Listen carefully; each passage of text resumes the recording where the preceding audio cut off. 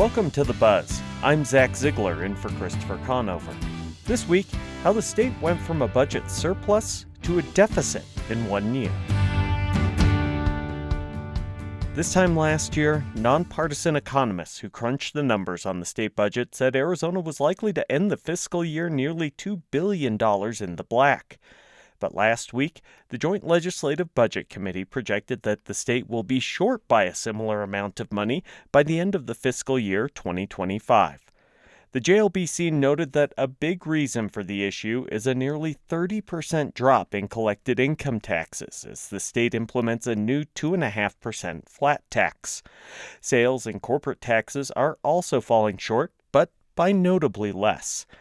Another issue is the expansion of empowerment scholarship accounts, often called school vouchers, which is expected to exceed its allocation by almost $80 million this year. To learn more about the problem, we start by talking with Wayne Schutsky, a reporter on the politics desk at Phoenix area NPR station KJZZ. He starts by breaking down Governor Hobbs's proposed budget. It's a roughly $16 billion budget, and unlike last year when there was a lot of focus on spending all this extra money the state had, this year the big focus is on cuts as we're facing a projected budget deficit going into next year. And how big that deficit is really depends on who you ask. Budget analysts at the legislature think it is going to be as high as $1.7 billion. The governor's office is a little bit rosier on those projections, so they think it's going to, if you don't implement any cuts, that it would reach around $900 million. So the governor wants to cut a range of things. The biggest one that's made the most headlines, not the biggest cut, but the kind of hottest topic is the school voucher program, the ESA program. She wants to reform that to reinstate a rule requiring that a student was in public school for at least 100 days before they become eligible. And they think that putting that requirement in there would immediately make around 49,000 kids who are currently on the program no longer eligible. And they project that would save around $244 million a year.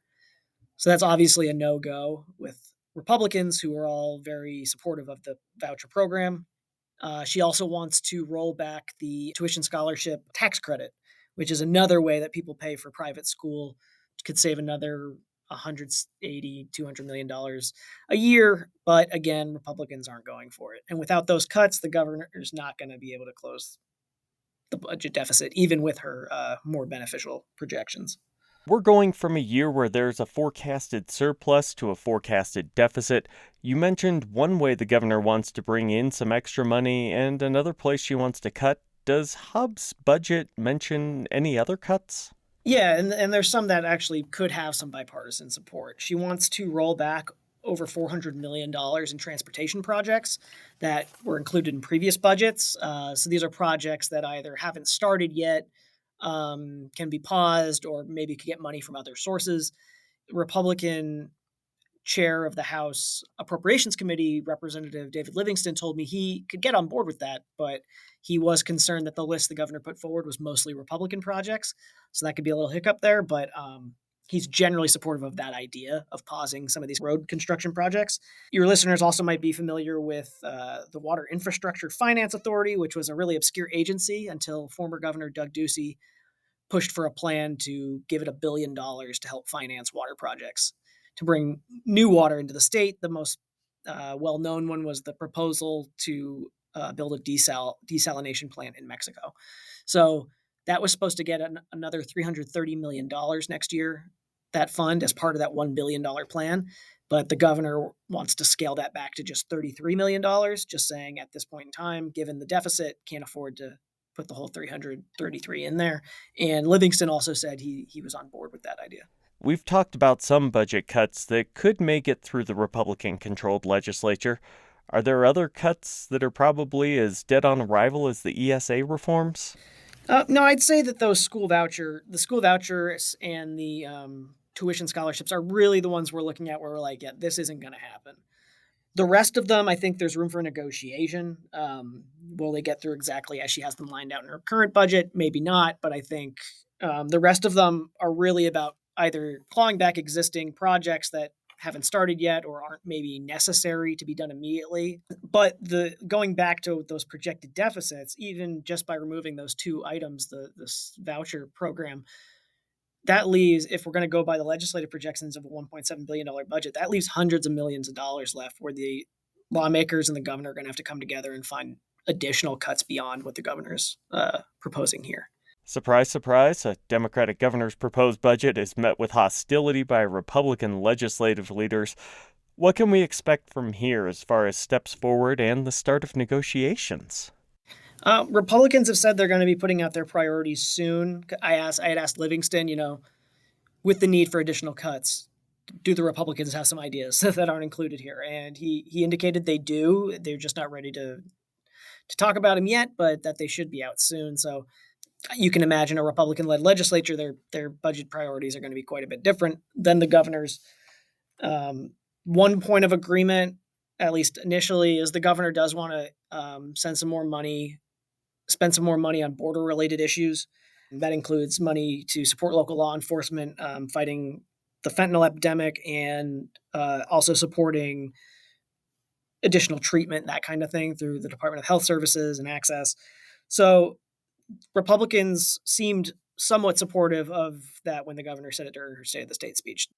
The last time you were on the show, you and the regular host chatted about how likely it is to see Democrats try to rein in school vouchers in an election year.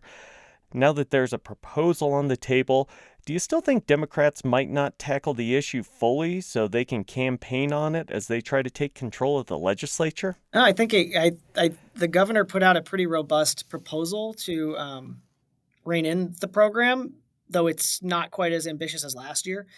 Last year, she said she wanted to essentially reverse the universal expansion completely. Now she's taking a different tact and looking at more what she's calling accountability measures. So I think she's taking a little bit more of a measured approach to it. And I think that is being done with the campaign in mind so that they can go to voters and say, we think these are common sense reforms. We're not trying to get rid of the program altogether. We're just trying to make sure the money's spent wisely. None of those proposals are likely to make it through the legislature, but I think they can then take that to voters and be like, if you like this stuff, this is what we will do if we are in charge. Wayne, thanks for joining me and good luck in the session. Yeah, thank you. That was KJZZ politics reporter Wayne Schutsky. Back in 2021, when the Arizona legislature was debating a flat income tax, Jim Rounds' phone began ringing. He's the president of Rounds Consulting, a firm whose specialties include economic development and tax analysis. That prompted him to write a brief on the benefits and drawbacks of that tax on future Arizona state income.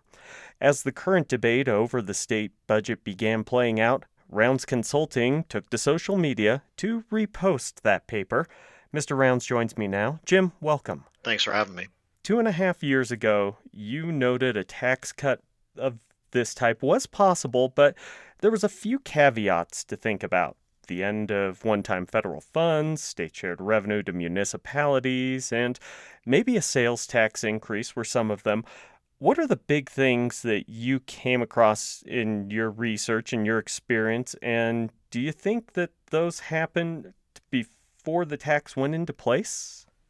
Well, it wasn't our first rodeo. We've gone through other recessions. We went through the Great Recession that had lasting consequences. We were involved in writing the jobs report for the legislature that helped support some new tax rates, regulatory reform, setting up economic development programs. We've been involved in a lot of these different things.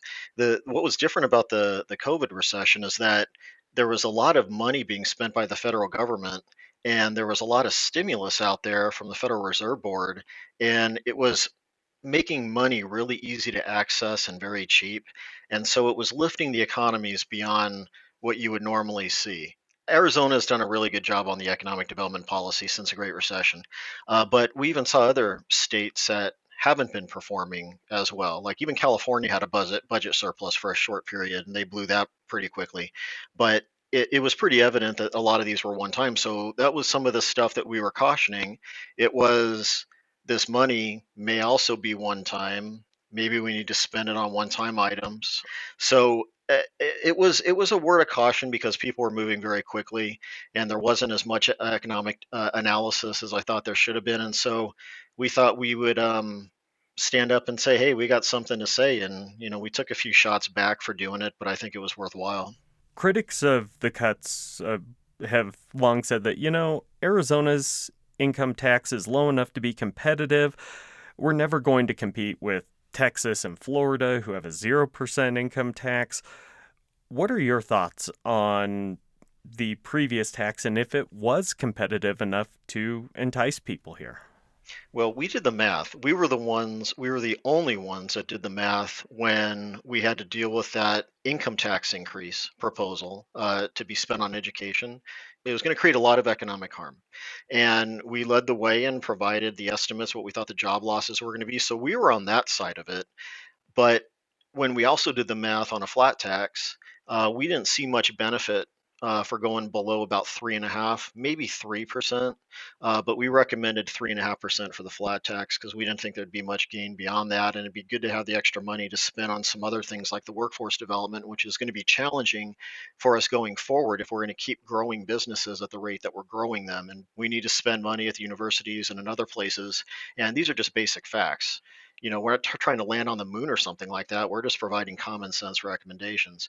We did have to do something about the tax being raised so much because we were going to have one of the highest income tax brackets in the country once we implemented that extra tax increase that was going to pay for some additional education investment.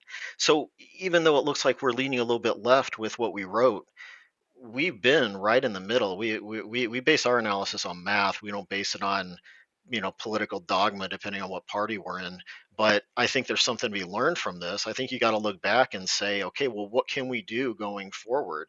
I think it was a big mistake for the legislature to get involved in calling things one time, but they're now calling it ongoing one time. What the hell is that? It's either ongoing or it's one time. It's not both. When it's expected to be ongoing spending, so people are legitimately anticipating that it's going to be spent every year, but they call it one time. It's just a means of not putting that extra dollars in expenditure in the out years of your forecast, which makes the fiscal problems look less severe.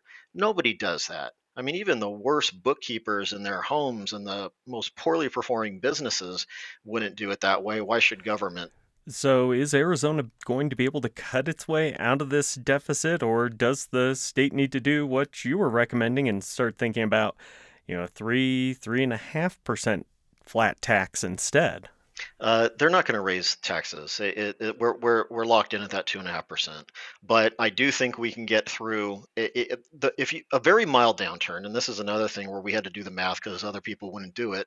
To get through a mild downturn, you need about $1 billion. To get through a typical one, you need about 1.5 billion, and a severe one, you need about 2.5 billion.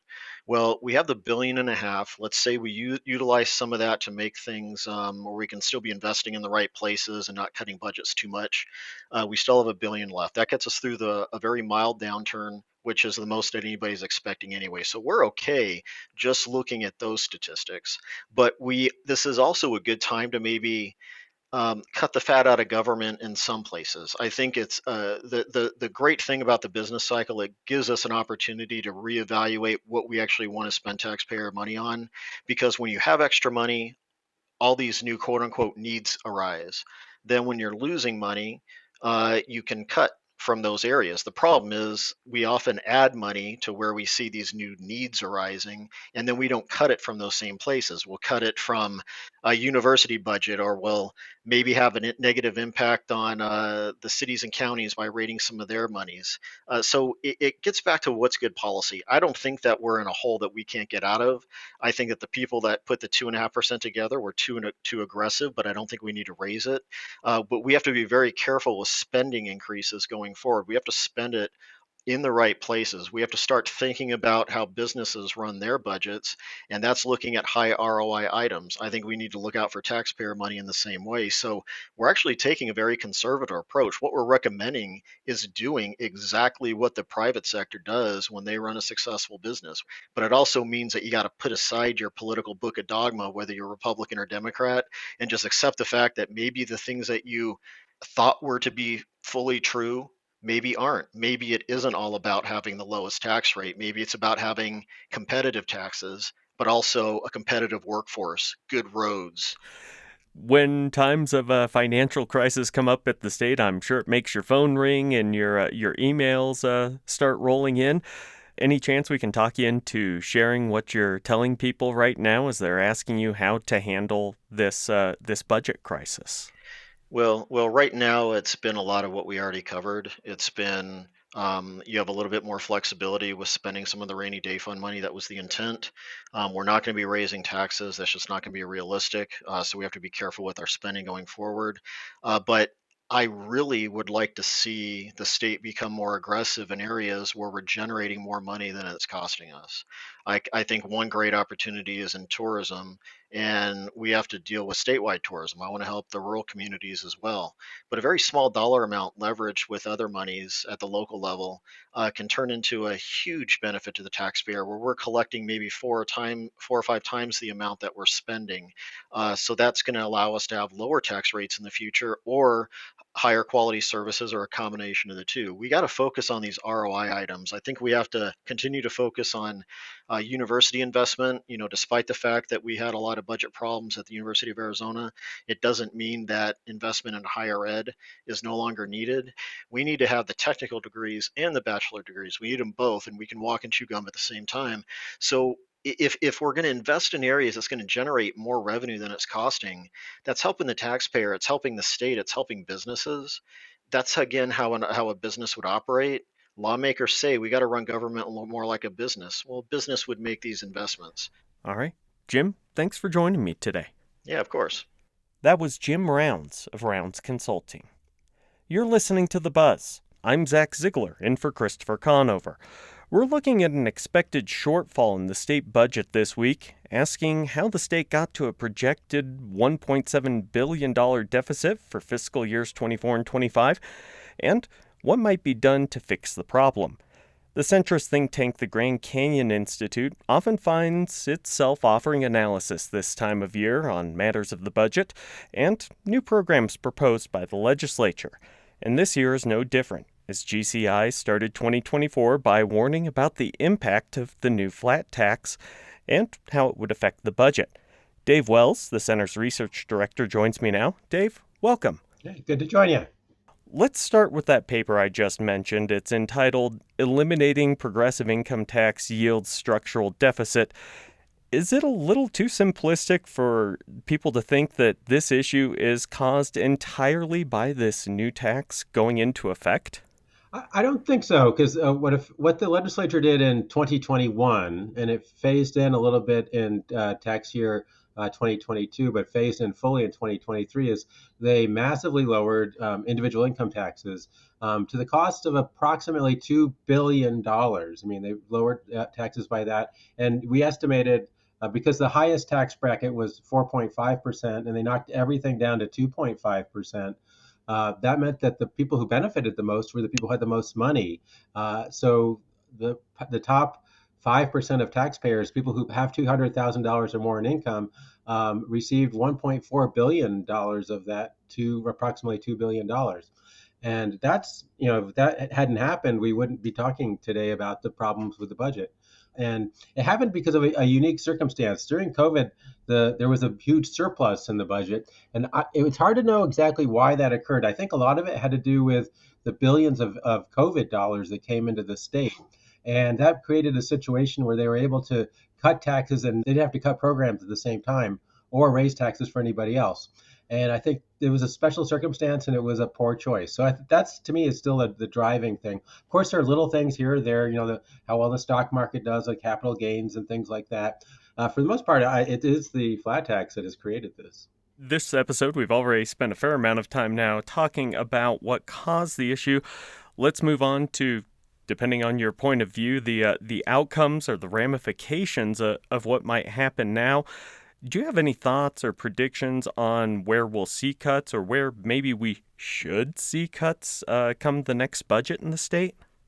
Yeah, so that's the interesting part. So the executive put forward a budget, and they put forward a rosier revenue picture, and they also made some assumptions that they could reduce the costs of the ESA program, which likely won't happen in real time. And I also wanted to keep in mind that the 25 deficit is an understatement because that's based off of a very base spending. It doesn't include a lot of spending that will probably need to happen. Like the governor included about $200 million for healthcare spending in prisons because we have a lawsuit related to that. So I don't know what's going to actually happen. I mean, last time around, so there's going to what they're going to do is they'll do funding sweeps, which is what they did before. They look for these other funds where people pay little fees for stuff, and then they'll sweep that. The governor takes about $300 million for that, and I think that's going to be probably a key source for the current one. And then there are a lot of one-time monies that were spent. So there's some transportation projects that are probably going to get that there was money put forward last year that haven't been spent yet that they will probably pull that back from. So probably do things like that for this year, and then going into next year, the fiscal year, which starts on July 1. That's where it'll be really interesting to see what happens, or disturbing. There'll be, I mean, certain things like education and Medicaid that they have to fund, but beyond that, you might see cuts to universities, which is something that happened in the early years of the Ducey administration when they had a deficit. Well, it's really hard to know exactly what they're going to do. There's not like one special pot that they can just say, oh, we just get rid of this, we'll fix it. So you mentioned education funding. I mean, that is more than 40% of the state budget, K through 12 education. School funding, especially the last, 5 to 10 years, has been quite a topic in this state. There's somewhat of a commitment now to funding education a little better. Do you think that's going to be enough to keep education funding up, or is some of it in danger? Some of it's in danger, and there's also going to be conversations about what's Prop 123, which is the state land trust dollars, and the governor put out a plan, which I don't think is a feasible plan. She wants to take a larger percent per year, which is another way you could try to address it by focusing on education. And the land trust money does go for education, but it's expiring. But we have really critical problems. At the beginning of the school year, about 1 in 6 teaching positions wasn't filled, through normal procedures, and you've either got existing teachers being stretched, or emergency teachers put in there, or classrooms combined in a lot of cases, and that's just not good or sustainable. And there's a $300 million supplemental appropriation in the current year budget that probably won't be carried over till next year. They're required to increase it by 2% or the growth of the gross domestic product. So they're going to have to increase the base spending by 2%, but they probably won't do much more than that outside of whatever they come up with Prop 123. So I don't think that the fundamental issues of our underfunded education systems are going to be helped. And again, another place where the monies that are going to support kids going to private schools is also draining from the Department of Education's ability to be properly funded. So if you look at the budget kind of like a big pie, the next biggest slices in it go to the state's Medicaid program, corrections, economic development programs. Do you think any of those are in any sort of a danger for cuts out that are maybe a little more outsized of the portion of the budget they make up? No, I don't think so. I think so. Medicaid is mostly funded by the federal government. So the federal government covers probably roughly maybe 3/4 of the cost of Medicaid in this state. So, and there's formula requirements about that. And then prisons, I mean, I think there's definitely money in the long term that could be saved with prisons. I do volunteer work in the prisons, and prisons aren't well funded. I mean, and it's a challenging situation, but there's also a lot of reform we could actually do because the guys I work with in the prisons, a lot of them have really done a lot of great work to really improve themselves, but they have really long sentences, and we don't have an earned release system that's really comprehensive, and we could do a lot to reduce it. We have a higher incarceration rate than almost any other state, so there's lots of things we could do in the long term. I think to lower our incarceration costs, but those won't be short-term fixes. It'll be interesting to watch what happens with the Commerce Authority. So this is essentially when the state provides various kinds of tax incentives for businesses to come here. And Commerce Authority is something that Jake Hoffman, who is one of the most conservative members of the legislature, and he's been chairing the committee that has been sort of stalling Hobbs's director nominees. He's come out against the Commerce Authority, so that'll be sort of an interesting thing because it has to be reauthorized, otherwise it disappears. And so that's going to have an interesting impact where the business community might be at loggerheads with some of the Republicans. So there have been some murmurs about how state shared revenues for municipal governments might be affected. Who would cuts to such programs like that tend to hurt more? I mean, is this going to hit the big cities, Tucson, Phoenix, or is it going to be the rural communities, places like, Sahuarita, Benson? Yeah, so state shared revenues are the way that works is the part of the corporate income tax and the individual income tax goes to cities. And the idea behind that was so that cities wouldn't impose their own income taxes. And when they made the flat tax, they increased from 15 to 18%. There's the percent that actually goes to cities and towns. So the idea is that they would be able to be compensated for that. They're going to be so some places which rely more on that as a source of revenue are going to have greater financial issues. With the cut in the individual income tax, there's going to be less money available to cities and towns as well. One last question for you. I asked this with a bit of personal interest because technically I'm an employee of the University of Arizona. Are we at risk of this budget debate going past June and possibly causing a state government shutdown? I think they'll actually probably come closer to agreement this time because there's not a question of being able to spend extra money for the most part. I mean, there are a few different areas where they're going to have to dicker about things, but for the most part, it's about how they're going to go about cutting things and so forth. And again, fund sweeps end up being really popular because you're able to basically find money that hasn't been used, it's designated for something else, and you just sort of steal it and use it for the general fund. And so you're probably going to see that, as a key thing. And so my sense is that we probably won't be, they'll probably come to a budget agreement. I mean, it won't be like in April, but it probably by May or early June that we'll probably see a budget agreement come through. All right, Dave, thanks for joining me today. Oh, you're welcome. That was Dave Wells, Research Director at the Grand Canyon Institute. And that's the buzz for this week.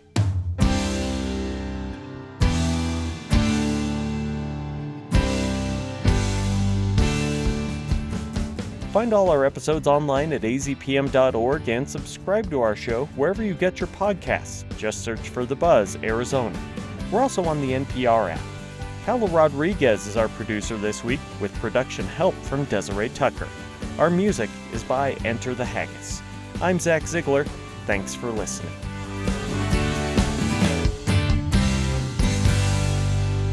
Arizona Public Media's original programming is made possible in part by the Community Service Grant from the Corporation for Public Broadcasting.